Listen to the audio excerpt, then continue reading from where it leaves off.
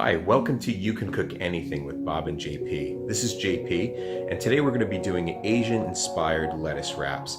I'm trying to create some recipes that are about 300 calories, but I wanted something that I knew was going to be tasty, that was going to have nutrition from veggies and from protein in it, and wouldn't kind of break the bank of calories. So let's see how this works. For this recipe, I'm going to slow cook a pork shoulder using the Sous Vide method. So to start out, we're going to need a pork shoulder. This one is 7 pounds, but I recommend you use one that is about half that weight. To cook something sous vide, you seal it in a plastic bag and then immerse it in a warm water bath that is at a precise temperature that is designed to cook your meat to the exact specifications that you would like.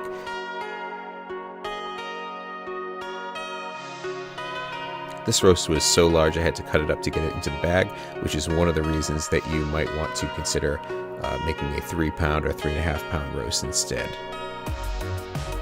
I did eventually get it in the bag, and here it is, ready for the addition of spices. I'm adding 2.5 tablespoons of 5-spice powder, some fish sauce, which really kicks up the savory flavor of the pork,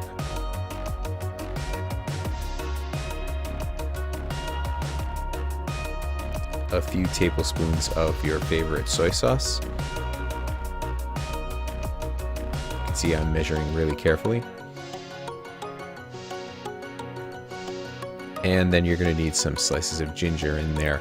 I'm taking my ginger root and peeling the outside of it with a small spoon, which is a really great trick if you would like to get some ginger peeled really quickly.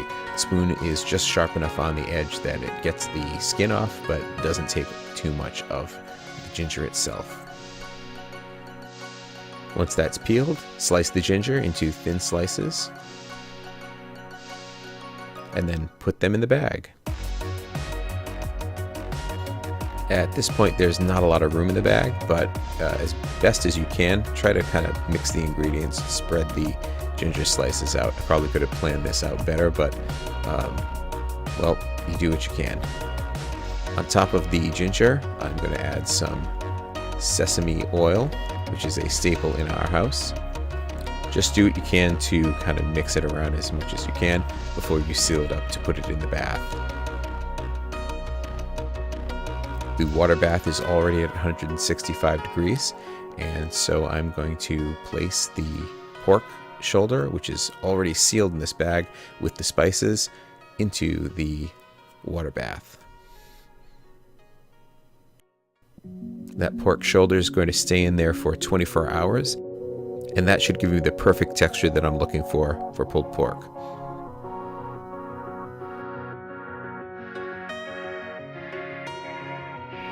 When about 24 hours have passed, you're going to chop up some garlic and some ginger and saute it in a pan so that you bring out the flavors. I wanted to talk a little bit about the number of calories in this recipe. The reason I'm aiming for 300 calories is I figured that's about the least amount of calories you'd want to eat in a meal, and I want something flexible enough so that you could add more calories depending on the meal it was, depending on whatever your requirements are. So I figured 300 was a good target to shoot for. Because it gives you a lot of room to increase it, and it also gives you a go-to if you happen to want to eat a meal that's very small for, say, a lunch or a dinner, maybe when you had already eaten a big lunch. Whenever you need to scrape the garlic off of your cutting board, always use the back of your knife. Using the blade of your knife is the fastest way to dull it. For the ginger in this part of the recipe, instead of slicing, you're going to chop it finely. And scrape that into a bowl as well. Next, you're going to heat a pan, and when it's very hot, about that hot, you'll add some cooking oil. I'm using peanut oil here. And when the oil is shimmering, you can add your garlic and ginger mixture. With the other hand, I guess.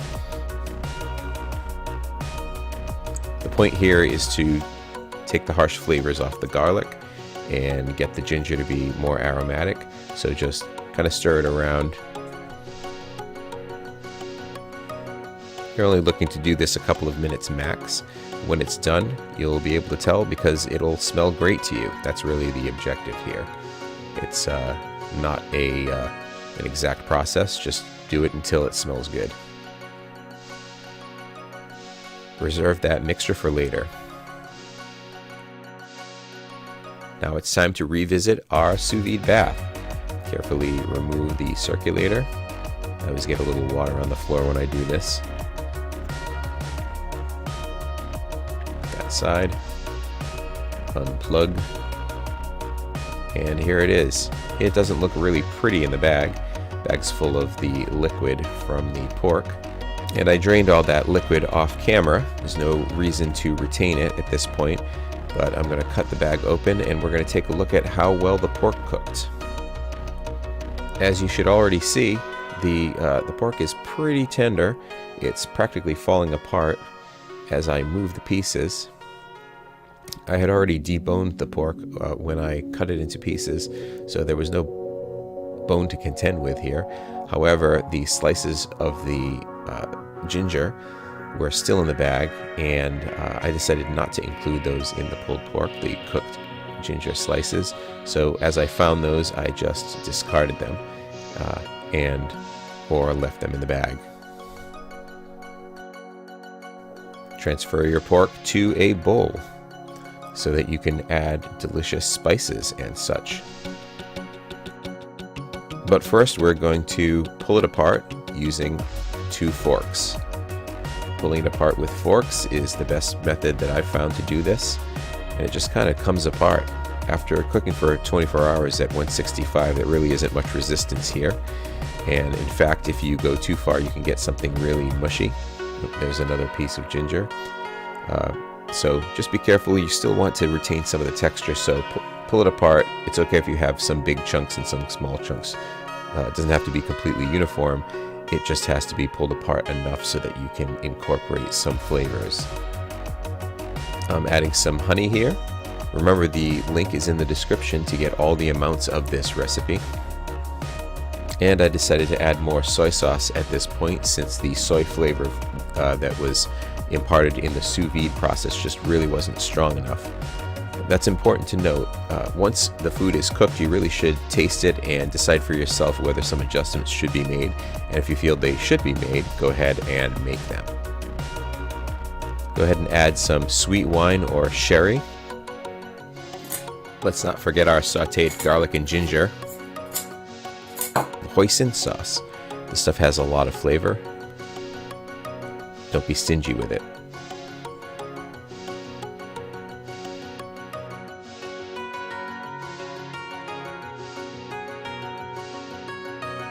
Now it's time to give it a good mix. Get all that wine and hoisin sauce and other spices mixed in so that it's about uniformly covered as you can make it. Once it's mixed to your liking, you're going to dump it out on your sheet pan. In this case, I've got a half sheet pan because I have so much pulled pork here. You may be able to do with a smaller pan. While you were pulling it, hopefully you were preheating your broiler, because this is going to go right under the broiler once it's spread out to the 4 corners of this pan. Once it's under the broiler, you can take a rest and wait and do whatever you want until the thing is fully browned.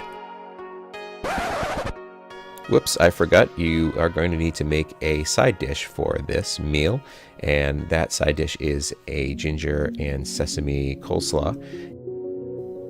Mix together the dressing, which is made of rice wine vinegar and soy sauce and honey, and whisk those things together with a generous portion of sesame oil.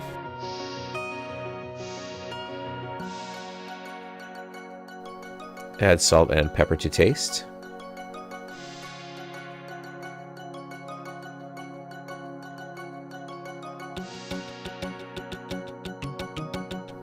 For the veggies in this slaw, I'm just using a slaw mix that I got from the supermarket. This one was kind of nice. It had broccoli in it, so that was great. And I'm adding some sugar snap peas.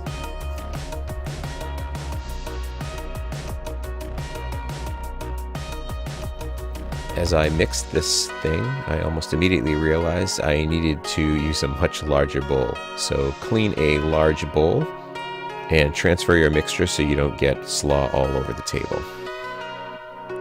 That's much better. You just want to get all the veggies evenly coated. Now it's time to get the pork out from under the broiler. Hopefully it is nice and browned. And you'll notice here I didn't get it evenly browned. It's quite a bit darker in the middle, but that's really okay for my purposes. If you can get it more evenly browned, that will be better for you. I'll make some room because it's time to plate this dish. I found it a little bit challenging to get a nice big iceberg lettuce leaf off, but eventually I did get one I was happy with. And I'm going to use a scale here because I'm trying to get as close as I can to 2 ounces of pulled pork per lettuce wrap. 4 ounces of pulled pork is about 275 calories, so 2 ounces is half of that, and that means you get about 2 lettuce wraps in one 300 or so calorie meal. And this is me trying to determine just how much 2 ounces of pulled pork is. It's a trial and error process, but I basically got there. I'll leave it to you to determine how much you want of the veggies and how many calories that is. I find veggies are generally not many calories, and this is what it looks like when you're done. My family really enjoyed this recipe, and I think you will too. One thing I forgot to do on the salad is I forgot to put toasted sesame seeds, so I went back and made a second lettuce wrap and added the sesame seeds myself. And I think that worked out great. If you don't have a sous vide immersion circulator, an Asian pulled pork can be made in the slow cooker, and I'll include a link to a recipe for slow cooker Asian pulled pork so that you can try it out that way if you prefer. Thanks for watching this video. Like and subscribe, and remember what Bob and I always like to say, which is that you